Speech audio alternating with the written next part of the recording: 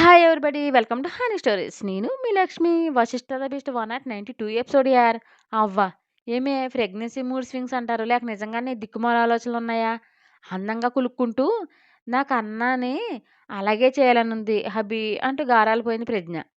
Cute రాక్షసి. నేను అందరితో ఆడుకుంటుంటే నువ్వు నాతో ఆడుకుంటావా? అంటూ ముద్దులు పెడుతూ కవ్వించాడు. హహ! లేకపోతే మాట్లాడితే మమ్మల్ని ఉడికిస్తారా? మీకు ఇదే పనిష్మెంట్. అప్పుడేమైంది? రేపు కన్నా పుట్టాక వార్ వన్ సైడే. అది మా సైడే చూసుకోండి అని నవ్వింది. ఎంత కుతంత్రం ఉంది నీ బొజ్జలో నా మీద. అది చూస్తానే నా బంగార్లు ఈ డాడీకే సపోర్ట్ అని మురుస్తూ మామ దగ్గర పడుకుందాం మిన్ను అని అడిగాడు. కాళ్ళు చేతులతో కరాటే ఫీట్లు చేస్తుంది నిద్రలో మీ బంగారం. అందుకే అత్తమ్మ తీసుకెళ్ళింది. స్కూల్లో సెల్ఫ్ డిఫెన్స్ క్లాసెస్ ఉన్నాయి. అవి నేర్చుకుంటూ బెడ్ మీద కూడా అవే చేస్తున్నట్లుంది అని నవ్వి బొజ్జో లేటయింది ఫుడ్ ఏజెస్ అవ్వదు అంటూ జోకొట్టాడు. ఎద మీద తల పెట్టుకుని గుండె సవ్వడి జోలపాటలా వినిపించి కాసేపటికే గాఢ నిద్రలోకి వెళ్ళిపోయింది ప్రజ్ఞ. తల మీద ముద్దు పెట్టి సీమని తీసుకెళ్ళింది ఎవరు? వాడి బాడీ లాంగ్వేజ్ చూస్తుంటే రిచ్ ఫ్యామిలీ పర్సన్‌లా ఉన్నాడు. దానికోసం సర్చింగ్ చేసే తీరుబడి ఉన్న పొండాకోరు ఎదవెవడు? డెఫినెట్‌గా వాడి ఎనక ఠాగూర్ ఉన్నాడు. బ్లాక్ మనీ ఎక్కడికి తరలిస్తున్నాడు? ఏదో చేస్తున్నాడు రాస్కెల్. ఎలా తెలుసుకోవాలి అని తీవ్రంగా ఆలోచిస్తూనే నిద్రలోకి జారుకున్నాడు వాసిష్ఠ.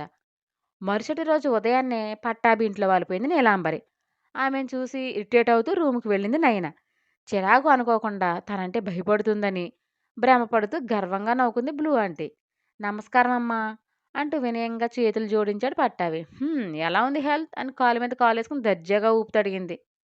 బాగుంది అన్నాడు పట్టాభి. ముహూర్తాలు పెట్టించాము ఇదిగో లగ్నపత్రిక అని బ్యాగ్ నుండి పేపర్ తీసిచ్చింది నీలాంబరి. లగ్నపత్రిక ఎవరు ఎవరికి ఇవ్వాలో కూడా మీకు తెలీదా అనుకుంటా. అయినా శుభం అంటూ పెళ్లి చేస్తే మీ చేతులతో లగ్నపత్రిక ఇస్తారేంటమ్మా? దానికో విధానం ఉంటుంది. అవన్నీ మీకు తెలీదనుకుంటా. నా బిడ్డ మహా అయితే అన్ని బద్ధంగా చేస్తుంది అని బ్లూ ఆంటీ పరువు తీసేసింది వరంబామ్మ. సచ్చింది గొర్రె. ఇన్నర్లో భగ్గున మండింది నీలాంబరి. అమ్మా ఏం మాట్లాడుతున్నావు లోపలికెళ్ళు అని గసిరాడు పట్టాభి. అత్తయ్య చెప్పిన దాంట్లో తప్పే ఉందండి. లగ్నపత్రిక ఇచ్చే పద్ధతి ఇది కాదు కదా అని లైఫ్‌లో ఫస్ట్ అత్తగారి మాటకు వంత పడింది కావ్య. నా బిడ్డల్ని ఈ చేత్తోనే పెంచాను. పై స్థాయిలో నిలబెట్టా. ఈరోజు ఈ ముంబై నగరాన్ని శాసించే స్థాయిలో నా యశు ఉన్నాడంటే నా హ్యాండ్ మంచిదనే కదా అర్థం. నేను ఇలా వైదవ్యంతో ఉండడానికి రీజన్ నీ అల్లుడు. హంతకుడు ఈరోజు చట్టసభలో కూర్చున్నాడు. దానికేమంటారు? ఇక నీ కూతురు అందరి అమ్మల కడుపులో చిచ్చు పెట్టి అందరూ తన భజన చేయాలని మంచితనం అనే ముసుగు కప్పుకున్న తోడేలు. అది ఎవరికీ తెలియక నా కూతురు గొప్ప అంటూ డప్పులు కొట్టుకుంటూ అని కోపంగా అంది నీలాంబరి. నా బిడ్డ తోడేలు అనడానికి నీకు నోరెలా వచ్చింది? దానికి ప్రేమ పంచడమే వచ్చు.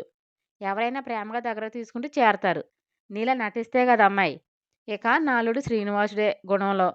నువ్వు అబండాలు వేస్తే అబద్ధాలు నిజాలవుతాయా ఏంటి? అని రెట్టించి పట్టాభి ఆడపిల్లనిచ్చేటప్పుడు కట్టుకునేవాడికి ఎంత పోగుందని చూడకూడదు. ఎంత మంచి గుణం ఉందని చూడాలి. ఈవిడ విధానం మంచిదైతే కన్న కొడుకే ఎందుకు అసహ్యించుకుంటాడో చెప్పు.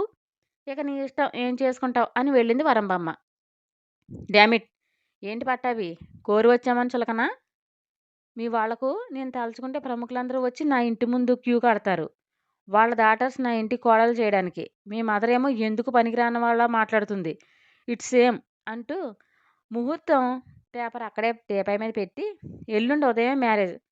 కాసేపట్లో జ్యువెలరీ, శారీస్ అన్నీ వస్తాయి తీసుకోండి అని పొగరుగా చెప్పి ఏమైనా తేడా వస్తే మా ఇష్యూ గురించి తెలుసు కదా అని డెడ్లీ వార్నింగ్ ఇచ్చి మరీ వెళ్ళింది నీలాంబరి. డబ్బుందని ఎంత పొగరు చూపిస్తుందో ఇదంతా మీ స్వయంకృపాతారాధం అని ఏడ్చే రోజు వస్తుందేమో చూసుకోండి అని ఏసడించింది కావ్య. ఏ నోర్మి! ఆ పత్రిక తీసుకెళ్లి దేవుడి దగ్గర పెట్టు అని హూంకరించాడు. జగన్ పెళ్లికి తతంగం అవసరమా అని సణుక్కుంటూ పత్రిక తీసుకెళ్ళింది కావ్య. పైన నిలబడి చూస్తున్న నయన కోపం, ఏడుపు ఏకబిగున కలిగాయి. కళ్ళు తుడుచుకుంటూ నేనెందుకు ఏడుస్తున్నా? నాకు మా బావ ఉన్నాడు అని ధైర్యం చెప్పుకుంది. ఎవరి వర్క్‌లో వాళ్ళు బిజీ వల్ల ఎక్కడ వాళ్ళు అక్కడికి వెళ్ళిపోయారు. ఆంటీ మేము స్టార్ట్ అవుతాం అన్నాడు మౌనీష్. రేపు కూడా నిద్ర చేసి వెళ్దురు గాని నాన్న అలా వెళ్ళకూడదు అంది మహా. అన్నయ్య మ్యారేజ్ ఆపడానికి వశిష్ఠ ఏమైనా ప్రయత్నిస్తున్నాడా ఆంటీ అని మెల్లగా అడిగాడు. తన బయట అమ్మాయిని చేసుకుంటే కేర్ చేయకపోనేమో కానీ నా మేనకోడల్ని మా మీద పంతంతో చేసుకుంటుంటే అడ్డం పడక ఉండలేం కదా నాన్న. అంటే ఈ మ్యారేజ్ వల్ల అయినా అన్నయ్యలో మార్పు వస్తుందేమో అని అంటూ నాంచాడు మౌనిష్. ఓ అవునా! అయితే ఇది చూడు, మీ అమ్మ, మీ అన్నయ్య మారే మనుషులేనేమో అని ఫోన్‌లో వీడియో ఆన్‌లో పెట్టింది. ఉదయం పట్టాభి ఇంట్లో జరిగిందంతా నయన వీడియో తీసి పంపింది. అదంతా చూడగానే మౌనిష్ మొహం కోపంతో ఎర్రబారింది. ఇప్పుడు చెప్పు, మీ ఇద్దరు ఎవరో మాకు ముందే తెలుసా? పోనీ తెలిసాక మీ మీద ఎఫెక్షన్ చూపించామా? నిన్ను మాటలతో మాయ చేసి నీ ఆస్తులేమైనా రాయించుకున్నామా? లేక మీ అమ్మ మీదకు తగువు పంపామా? ఏం చేశాం మౌనిష్ అని సూటిగా ప్రశ్నించింది మహా. క్షమించండి ఆంటీ. ఆవిడ పద్ధతి అంతే. ఇక చచ్చే వరకు మారదు అని విసుగు ప్రదర్శించాడు. నీ భార్యని, నీ బిడ్డ తల్లిని చంపించిన వాడు నీ అన్నగారే అని తెలిసిన నీలో వాత్సల్యం పొంగుతుంది చూడు. అది నాకు నచ్చింది మౌనిష్. మనుషులు ఎప్పుడూ ఒకేలాగా ఉంటారు అని నేను చెప్పను కానీ, మీ వాళ్ళలో ఇసుమంత కూడా పశ్చాత్తాపం లేదు. ఎప్పుడు మేమేదో చేశామని ఏడవటం తప్ప, అలాంటి మనస్తత్వం ఉన్న వాళ్ళ ఇంటికి మా మేనకోడల్ని ఎలా పంపిస్తాము? సొంత చెల్లెలు కూతురు బతుకే నాశనం చేయాలని చూసింది మీ మదర్. రేపు మా మీద కసి నయన మీద చూపించడానికి గ్యారంటీ నువ్విస్తావా చెప్పు అందామె. ఏం మాట్లాడాలో అర్థం కాలేదు మౌనిష్‌కి. నన్నే నీచంగా మాట్లాడేది మీ బ్రదర్ మౌని. అలాంటి వాళ్ళని ఎవరు నమ్ముతారు చెప్పు? నీ బాధ మాకు అర్థమైంది. మీ మదర్‌కి అర్థం కావడం లేదు. అది తెలుసుకో అని ఆంటీ మేము స్టార్ట్ అవుతాము. టుమారో మార్నింగ్ వస్తాం. ఏమనుకోద్దు ప్లీజ్ అంది రెజీనా. సరే వెళ్ళండి అంది మహా. లగేజ్ తీసుకొని బయటకొచ్చారు. బొట్టు పెట్టి పుట్టిల్లుగా ఈ ఇంటి తలుపులు ఎప్పుడూ తెరిచే ఉంటాయి రెజీనా అని నుదుటిన ముద్దు పెట్టింది మహా. థ్యాంక్ యూ ఆంటీ అని హగ్ చేసుకుంది రెజీనా. వెన్ను మీద నిమిరి చల్లగా ఉండండి వాసి వచ్చాక కాల్ చేస్తాను సరేనా అంది. కళ్ళు తుడుచుకుని హా ఆంటీ అంది. బై ఆంటీ అని వెళ్ళారిద్దరు. చిన్నగా నిట్టూర్చి రక్త సంబంధం అంటే ఇదే అనుకుంటా. మా అన్నయ్య అన్ని పనికిమాలిన పనులు చేసినా కూడా నాకు ప్రేమ ఉండటం లేదు. మౌనీష్ అంతే అనుకుంది మహాలక్ష్మి. నయని కంట కన్నీరు కారుస్తూ ప్లీజ్ డాడీ నాకు పెళ్ళొద్దు. యశ్వంత్ మంచివాడు కాదు అని బ్రతిమలాడుతుంది. అదంతా నీ అపోహ మాత్రమే. బేబీ యశ్వంత్ నాకు చిన్నప్పటి నుంచి తెలుసు. పైకి అలా కోపంగా ఉంటాడు. కానీ మనసు చాలా మంచిది. కోట్ల ఆస్తి. నువ్వు సంతోషంగా ఉంటావు. వశిష్ఠ మాటలు నమ్మకు. తనకంటే మీరు పై స్థాయిలో ఉంటారని ఓర్వలేని తనతో మీకు చెడుగా చెప్పి ఎక్కిస్తున్నాడు. ఎవరైనా అవకాశవాదులే బేబీ. పాలిటిక్స్ అంటేనే పడనట్లుండే వాసుదేవ్ ఇప్పుడు హోమ్ మినిస్టర్ అయ్యి జలసాలు చేయడం లేదు. నీకు మంచి చేసే డాడీని నమ్ము అంటూ సమర్థించుకున్నాడు పట్టాభి. నీకెలా చెప్పాలి డాడీ? ఆ! అమ్మ, కొడుకు డ్రామా ఆడుతున్నారు. నీకు కష్టం కలిగించకుండా ఈ పెళ్లి ఆగిపోవాలనుకున్నా. అది జరిగేలా లేదు అనుకుని బాధపడింది నయన. అసలు పెళ్ళిళ్ళలా ఉందా ఇది? ఒక బంధువు లేడు, అందం లేదు. ఏంటి దరిద్రం అంటూ విసుగు ప్రదర్శించింది వరంబామ్మ.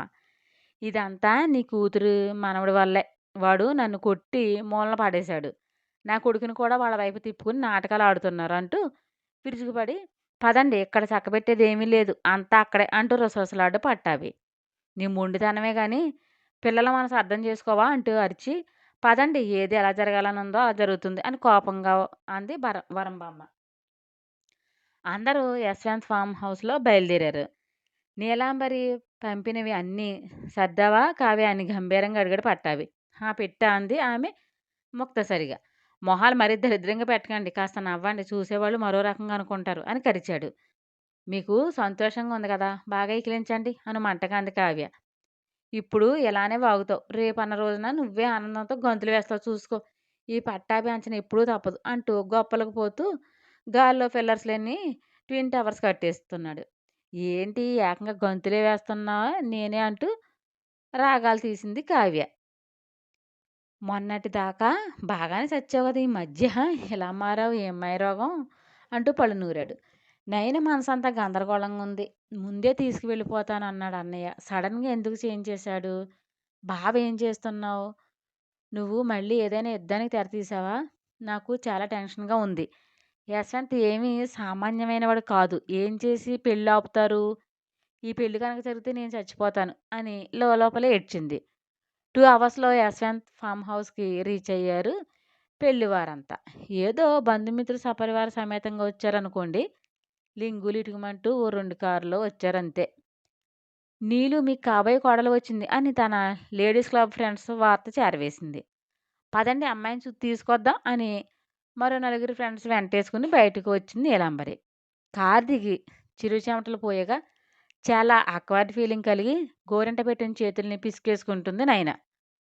పై ఫ్లోర్‌లో బాల్కనీ నుండి తదేకంగా నయనని చూస్తున్నాడు యశ్వంత్. అప్పటికే సార్ పెళ్లి డ్రెస్‌లో వెలిగిపోతున్నాడు. నయన కళ్ళల్లో భయం చాలా గమ్మత్తుగా అనిపించింది తనకు. పెదవుల మీద చిరునవ్వు చేరి, నాట్యం చేస్తుండగా ఈ భయం ఎప్పుడు ఇలాగే మెయింటైన్ చేస్తే నువ్వు హ్యాపీగా ఉంటావు మా అమ్మ దగ్గర మిస్ అన్నాడు. అమ్మ దగ్గర ఉండడం ఏంటి? పెళ్ళయ్యాక నువ్వు సన్యాసం తీసుకుంటున్నావా బాబు? ఆ! రా నీకు చెబుతాంలే తెరుచుకుని కూర్చున్నాం. ఏం తెరిచావు? నోరు. అబ్బా! నీ మైండ్ అంతా పొల్యూట్ అయిపోయింది. బతికించావు. ఇంతకు మ్యాటర్ ఏంటి?